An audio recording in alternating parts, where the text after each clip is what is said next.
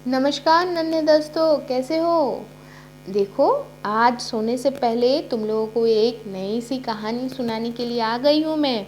तो बच्चों, जल्दी से लेट जाओ और आँख बंद करके कहानी सुनते सुनते आप लोग परियों के देश में, या देखते हैं आज की कहानी हम लोगों को कहाँ पर लेके जा रही है।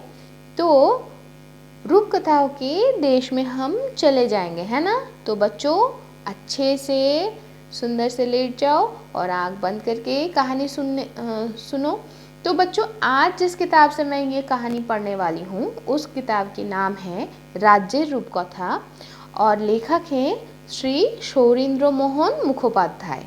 तो बच्चों, अब तक तो हम लोग बहुत सारी कहानियाँ सुन चुके हैं, रूपकथाओं की कहानी। ज़्यादातर हम ग्रीस की 4 कहानी सुन चुके हैं और जापान की भी 3 कहानी तो सुन ही चुके हैं। तो मुझे लगा कि चलो आज अफ्रीका इस देश की, जिस देश को हम कहते हैं ह्यूमन, मतलब इंसानों का या लाइफ का जननी कहा जाता है, तो उस महादेश का एक रूपकथा की कहानी फिर से हम सुनेंगे। तो चलो देखते हैं। अच्छा, अब तक तो हम कॉन्गो बोल के एक देश है अफ्रीका महादेश में, महादेश या हिंदी में क्या बोलते हैं, महाद्वीप। हाँ, तो कॉन्गो से तो हम पढ़ ही रहे हैं, लेकिन आज हम अफ्रीका के दूसरे एक देश में चलेंगे जिसका नाम है केप कॉलोनी। तो बच्चों, केप कॉलोनी है क्या, तो वो पहले एक बार थोड़ा सा जान ले।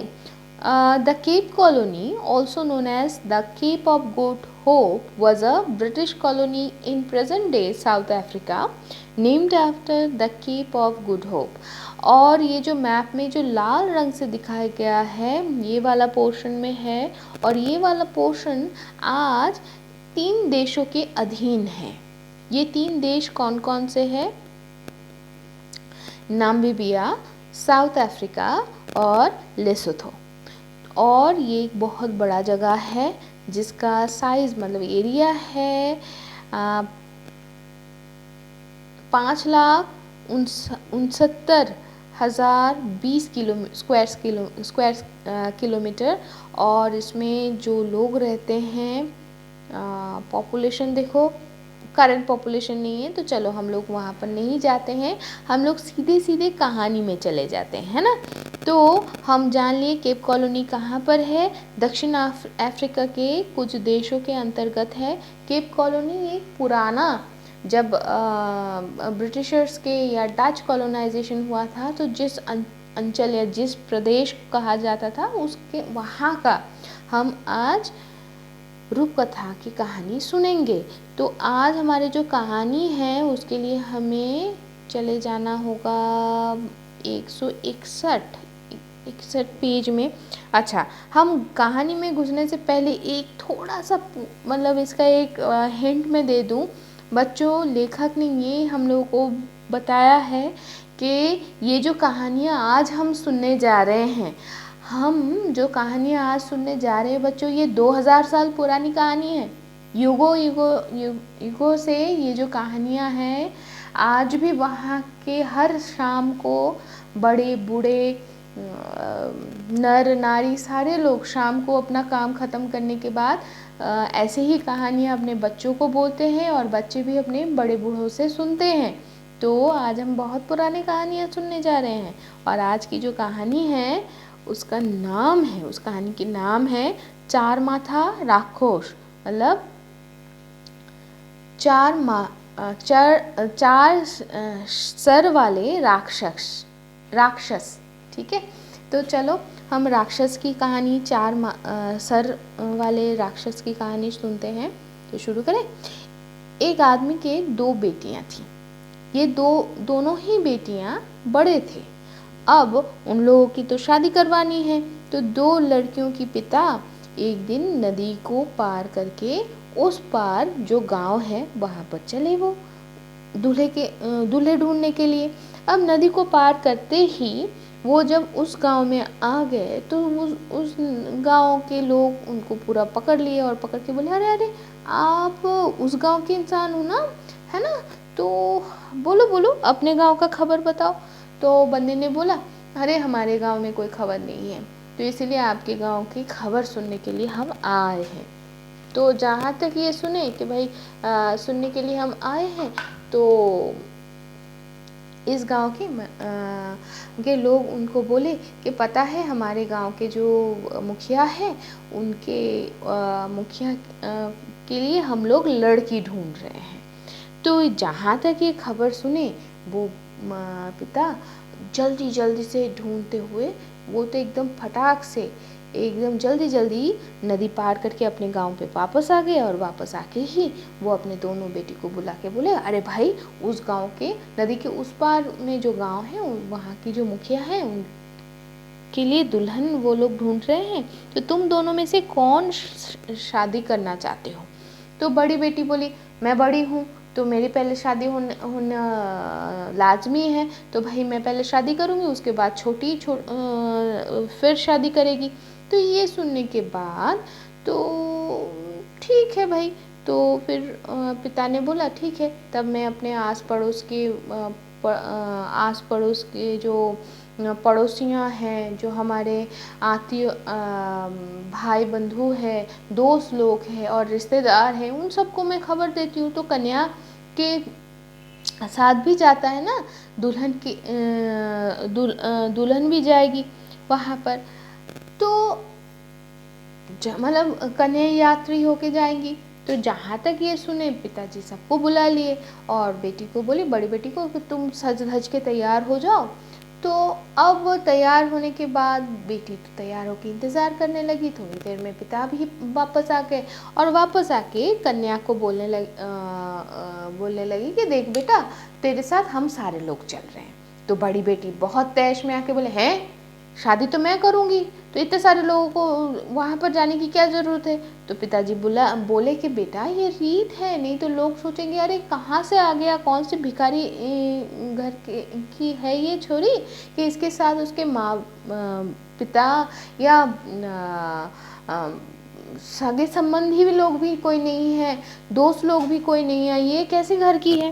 तो जहाँ तक ये बोली तो लड़की तो ऐंठ गई, पूरा बोलने लगी, नहीं नहीं मैं अकेले जाऊंगी, आप में से किसी को जाने की ज़रूरत नहीं है, बोल के वो तो निकल पड़ी भाई।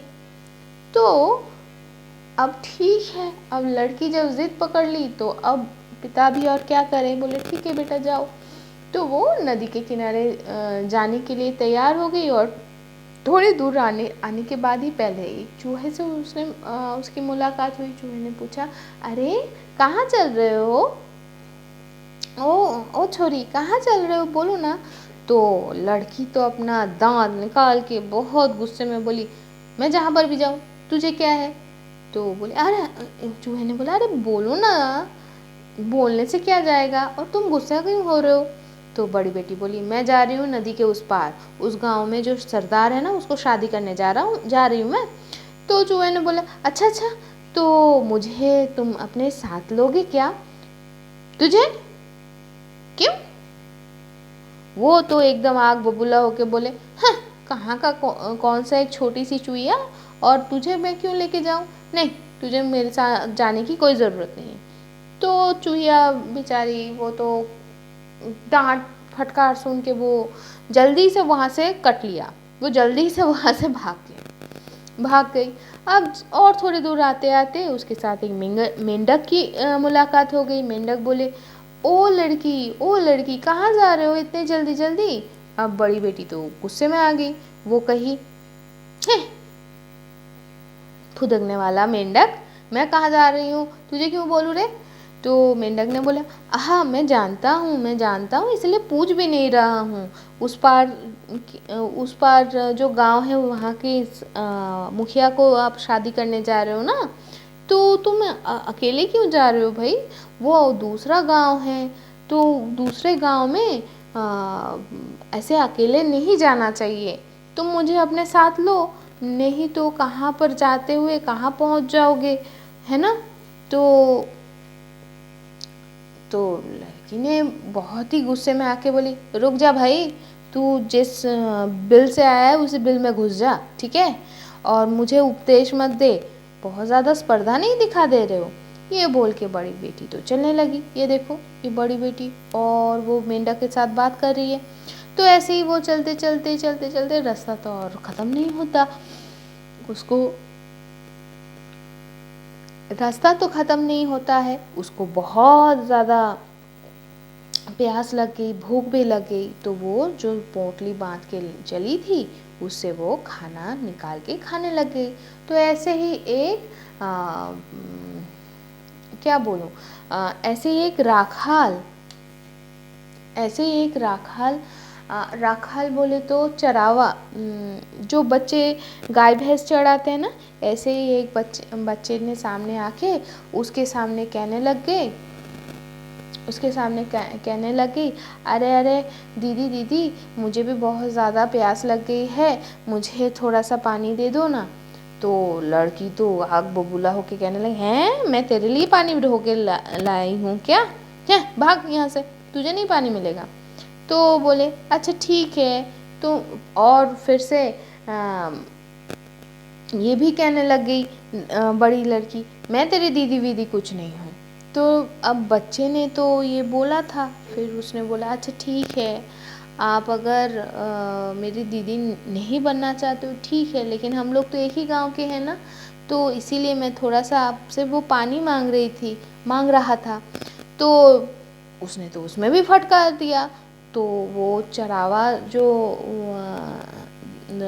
छोटा सा बच्चा था बोले, अरे बाप रे क्या मिजाज है आपका, बाप रे ये तो जैसे लग रहा है कि एकदम मतलब क्या बोलूँ, एकदम दोपहर का धूप जैसा आप तेजदार हो, बाप रे इतना तीखा, अरे बाप रे इतने तीखा तो एक कभी अपने ही इस तीखेपन पन में तुम खुद ही जल जाओगे। तो जहाँ तक बोला तो बड़ी जो लड़की है बोले अच्छा ठीक है, मुझे जलना है ना, मैं जल जाऊंगी, तुझे क्या है रे, अब अपना मंगल देख और तू यहाँ से भाग, नहीं तो मज़ा चखा दूंगी मैं। तो वो चरावे वाला जो छोटा सा बच्चा है वो बोले, अरे बाप रे मुझे देखना नहीं है भाई, कोई भी चीज़ नहीं देखनी है, मैं तो भाग रहा हूँ। ये बोल के वो चरावा बालक वहाँ से तो भाग गया और बड़ी लड़की जो है वो थोड़ा सा विश्राम करके वहाँ से फिर से चलना शुरू कर दिया। थोड़ी दूर जाने के बाद उसे एक बहुत ही उम्र में बड़ी एक दादी अम्मा मिली और दादी अम्मा की जो सारे बाल थे ना वो पूरे सफ़ेद हो गए थे, ठीक लग रहा था कि एकदम क्षण मतलब एकदम सफ़ेद जैसे वो हवा करने के लिए जो चामर होता है ना वैसा सफ़ेद हो गया था। अब उस बच्ची को देख के वो दादी अम्मा बोली, तुम कहाँ जा रहे हो बेटा, वैसे तुम क्यों जा रहे हो, कहाँ जा रहे हो वो तो मुझे पता है, इसीलिए मैं तुम्हें पूछूंगी नहीं, लेकिन एक बात मैं ज़रूर बोलूँगी, तुम मन लगा के सुनना। अब तुम और थोड़े दूर जाने के बाद तुम्हें एक बहुत ही गहन वन मिलेगा, उस गहन वन में जो सारे पेड़ पौधे हैं ना वो सारे बातें कर हंसते हैं, तुम जहाँ हंसेंगे जहाँ तक तुम उस वन में पैर दोगे। तो अब वो हंसी सुन के तुम खुद मत हंसना, और उसके बाद जब वन पार हो जाओगे तो तुम्हें एक सरोवर दिखेगी जो दूध से बनी हुई है, और उस दूध सरोवर की अगर दूध तुम बिल्कुल मत पीना, और फिर उसको पार करने के बाद तुम ऐसे एक इंसान से मिलोगे जिसका सर उसके कंधे के ऊपर नहीं है, वो अपने बगल में दोनों मतलब बगल में उसको ऐंठ के रख देता है और उसके दोनों हाथ में खाना होता है, और तुम्हें अगर वो खाने के लिए पूछे तो बिल्कुल मत खाना।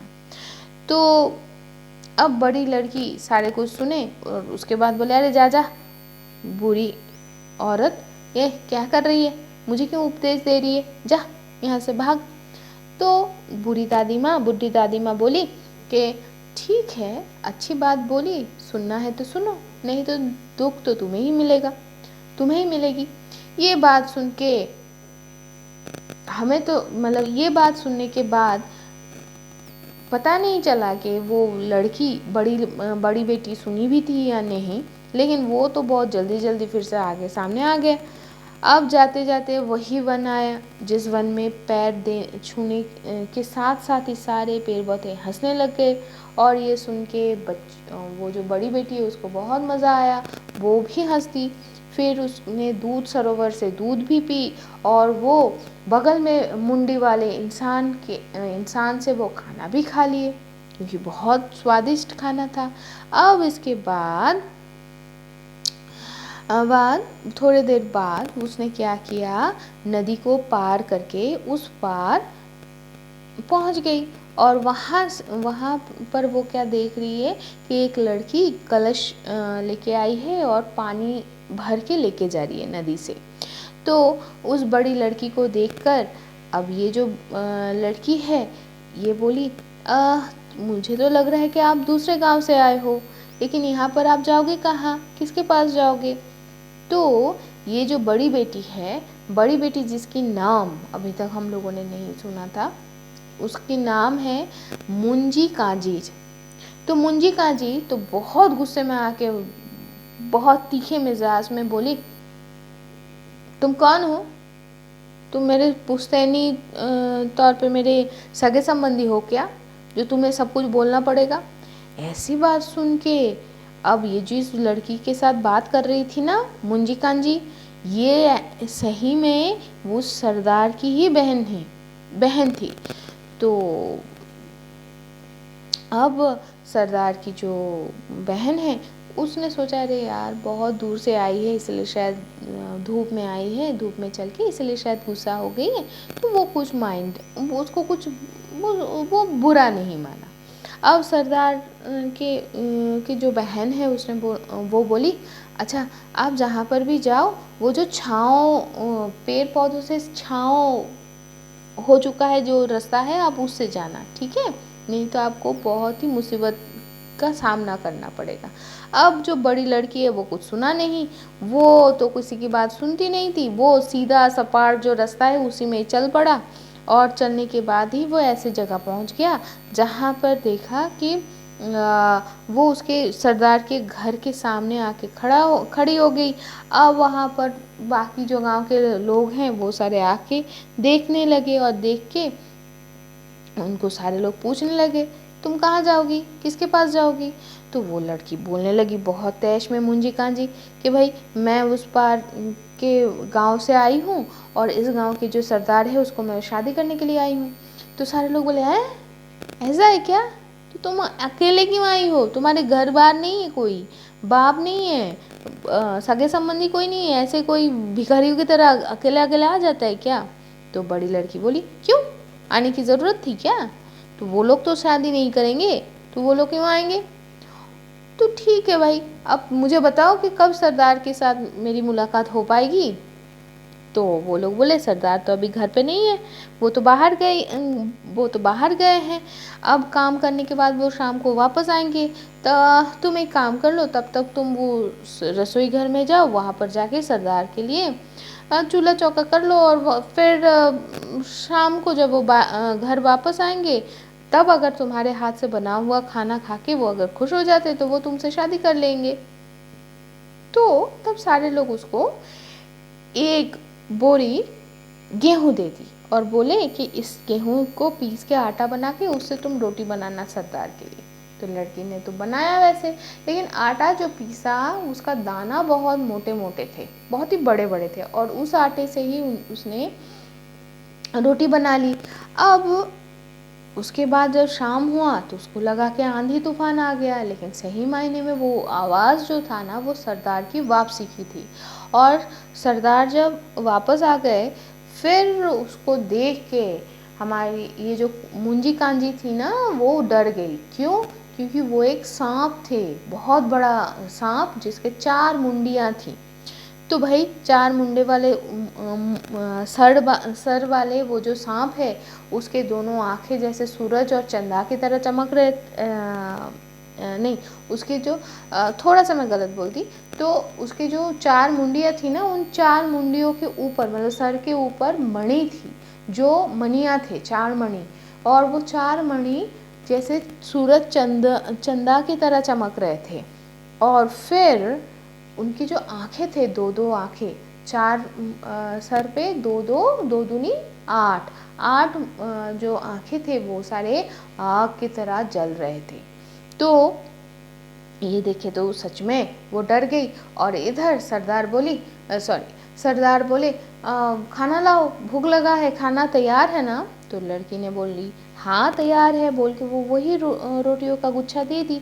अब सरदार एक बार इस रोटी में मुंह जमाए, फिर थोड़ी देर उस रोटी में मुंह जमाए, करते करते करते करते धीरे धीरे वो गुस्से में आके बोले हैं ये तो चमड़े जैसे सख्त है भाई, ये रोटी है या और कुछ है, मैं तुम्हें शादी नहीं कर सकता। वो अब मुंजी कांजी बोले क्या, वो तो डर के मारे चुप हो गई है। फिर सरदार बोले अब मुझे बहुत ज़्यादा भूख लगा है, मैं खाऊं क्या। फिर उसने अचानक से उसके दिमाग में आया अरे ये लड़की तो है, इसको ही खा जाऊं।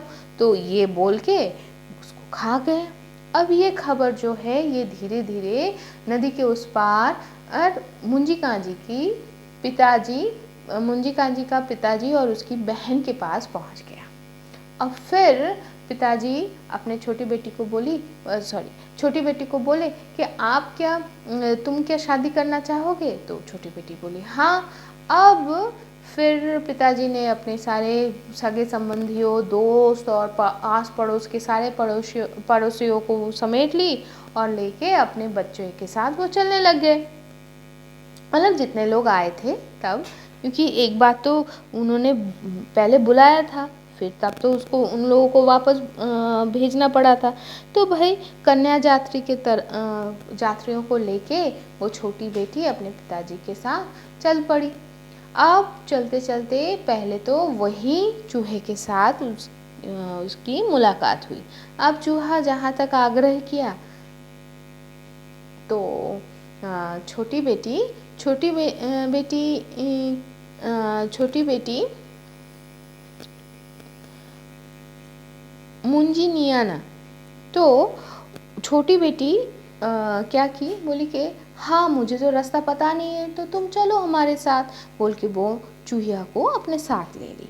अब चूहिया आगे आगे चली और उसके पीछे पीछे ये सारे कन्या यात्री भी चलने लगे। फिर थोड़े दूर जाने के बाद उनके सामने उस मेंढक की मुलाकात हुआ।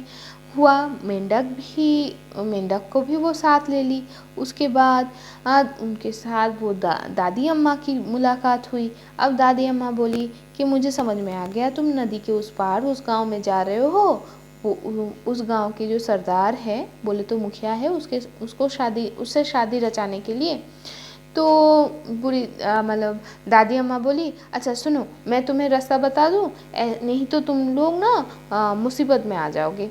तो मुंजी नियाना बोली हाँ हाँ दादी अम्मा, हाँ बता दो रास्ता, हम लोग तो ये रास्ता नहीं जानते।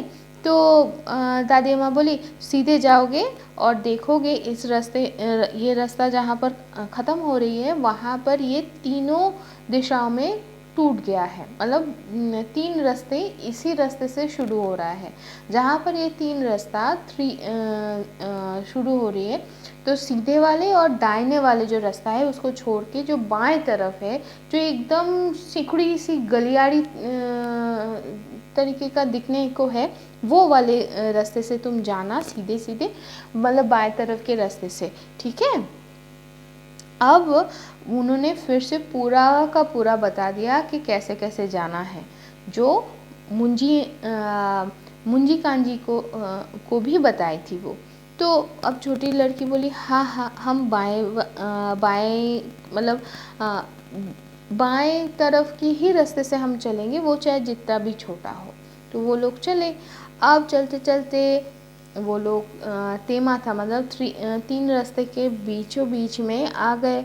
फिर वो लोग बाएं वाले रास्ता लिए। अब चलते चलते आखिर में जैसे जैसे दादी अम्मा ने बताई थी वो सारे करते हुए कन्या यात्री के साथ वो पहुंची नदी के पास। वहाँ पर वो लोग क्या देखे, एक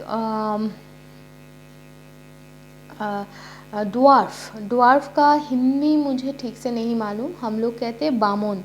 तो वो जो ड्वार्फ था, वो ड्वार्फ बोले अरे तुम नदी के उस पार तो जा रहे हो ना, सुनो वहाँ पर तुम लोगों को एक लड़की मिलेगी जो कलश में अपना पानी भरने के लिए आई है। वो लड़की ना वो सरदार की अपनी बहन है, तो उसके साथ थोड़ा अच्छे से बात करना। तो इसके बाद फिर तुम सरदार के घर अगर जाओगे तो वहाँ पर देखना वो तुम्हें एक बोरी गेहूँ दे देंगे, और उस गेहूँ से आटा, और फिर उस आटे से तुम्हें सरदार के लिए रोटी पकानी है। और ध्यान रखना आटा जो बने वो एकदम बारीक बने, ठीक है। और सरदार को देख के डरना नहीं। तो छोटी बेटी मुंजिनियाना बोली कि हाँ ठीक है, मैं समझ गई। तो नदी के उस पार आके वो सच्ची में सरदार की मतलब मुखिया की बहन के साथ वो मिली। अब और जब मिली तो वो देखी कि वो सच में पानी भर रही थी। तो छोटी लड़की को देख के सरदार की जो बहन है वो बोली, कहाँ चल रहे हो दीदी? तो बोली, अरे देखो ना बहना, मैं इसी गांव में आई हूँ। क्यों दीदी, तुम तो दूसरे गांव की हो ना, इस गांव में क्यों आए हो? अरे हाँ वो तो है ही, लेकिन ये मेरे साथ मेरे कन्या यात्री है। मैं आई हूँ इस गांव की जो सरदार है ना उसके साथ शादी रचाने के लिए। तो सरदार की बहन बोली, अच्छा ऐसा है, अच्छा अच्छा, तो आओ आओ, लेकिन सरदार को देख के डरना नहीं। नहीं नहीं, डरूंगी क्यों? तो ठीक है। ये बोल के सरदार की बहन ने वो दूर जो छाँव वाला जो रास्ता है उसको और कन्या यात्रियों को वही रास्ता दिखा दी। तो वो बोले कि उस रास्ते से अगर जाओगे तो बहुत जल्दी ही तुम लोग गांव के अंदर प्रवेश कर जाओगे, और थोड़ी दूर जाके ही सरदार का जो मकान है या घर कमरा जो भी बोलो वो मिल जाएगा। तो कन्या यात्रियों को लेके छोटी बेटी वही रास्ते से सरदार के घर पे आ गए। अब बहुत बड़ा घर है, कन्या यात्रियों के लिए सारे लोग खाने की और पानी पीने की पानी की भी बंदोबस्त कर दी। अब सरदार की जो माँ है वो आके छोटी बेटी को खूब सारा गेहूँ दे के बोले, इस गेहूँ से ना तुम सरदार के लिए रोटी बना के रखना, वो शाम को आके खाएगा। तो चूहिया जो थी ना, जिसको उसने अपने यात्रा शुरू के समय में अपने साथ लिया था, वो अपने दांत से वो उसी गेहूं को इतने बारीकी से काट दिया कि कहीं मत, एकदम बारीक वाला आटा बना। और उस आटे से हमारी जो छोटी बेटी है उसने रोटी बना ली। अब शाम को फिर से तूफान आया, मतलब लगा कि तूफान आ रहा है। फिर छोटी बेटी उसको देख के डरा नहीं। फिर आया सरदार, वो तो एक बहुत बड़ा सा सांप अजगर था, ठीक है, जिसका 4 मुंडियाँ थी, 4 सर थे। तो सरदार आके ही खाना मांगे। छोटी बेटी ने उसके सामने रोटी दे दी जो खुद अपने हाथों से बनाई है वो। अब रोटी खा के सरदार बहुत खुश हो गया और कहने लगा, आह कितना सुंदर सा रोटी है भाई, बहुत ही उम्दा रोटी है, मैं तो खा के बहुत खुश हुआ हूँ। मैं तुमसे शादी करूँगा। और फिर बहुत धूमधाम से मुखिया के साथ मतलब सरदार के साथ छोटी बेटी मुंजिनियाना की शादी हो गई। और छोटी बेटी को सरदार ने खूब सारे गहने दिए। और शादी के बाद सांप का जो आकृति थी ना, जो सरदार की जो सांप जैसे दिखता था, वो उसने उसका जो चमड़ा है वो खोल दिए और उससे वो इंसानों के शरीर से रिबॉर्न हो गए, मतलब इंसानों के रूप में आ गया सरदार। और फिर उसके 4 जो सर थे ना वो वैनिश होके सिर्फ एक ही सर रह गया, और वो दिखने में अच्छा खासा लड़का दिख रहा था। तो ये देख के सारे लोग बहुत खुश हो गए। और इसी खुशी के साथ आज हम लोग हमारी कहानी यहाँ पर ही ख़त्म कर रहे हैं। अच्छा बच्चों, आज इस कहानी से हम लोगों को क्या सीख मिली? ये सीख मिली कि अगर हमें कुछ नहीं पता तो उस चीज़ को पता करने के लिए हम जिससे भी सहायता ले रहे हैं, या कोई अगर खुद से चल के हमें सहायता करने के लिए आ रही हैं या आ रहे हैं, तो हमेशा उनको सम्मान करना चाहिए। और जो चीज़ नहीं पता उस चीज़ में हमें पता करके जाना चाहिए, है ना। तो तभी हमारे लिए जीवन सुगम हो जाती है। तो बच्चों, आज के लिए कहानी इतनी दूर ही थी। तो आज हम सपने में क्या देखेंगे? सपने में ये सोचेंगे कि कल हम सुबह उठते ही किसको सबसे पहले देखना चाहेंगे। ठीक है बच्चों? तो तब तक के लिए क्षमता को इजाज़त दीजिए। टाटा।